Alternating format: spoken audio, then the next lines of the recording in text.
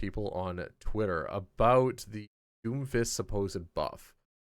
It's Amaterasu. It's a buff. Meteor Strike went from just getting a free empowered punch to getting an empowered punch plus full heal.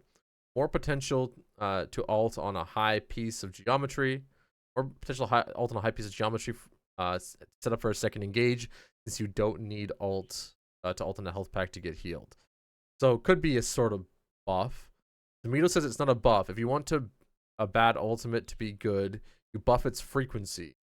The ult didn't get power in a meaningful way that consistently changes the outcome of the use, but the cost to get it was increased by nearly 20%. Value is the same, but you get less. The thing is, so what Samito is talking about is balance for higher elo play.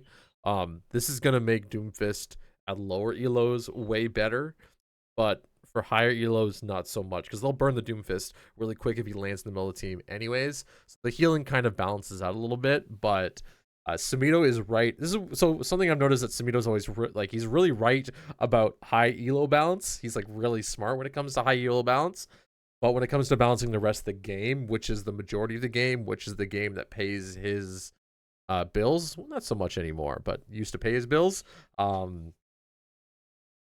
Yeah, the I don't know.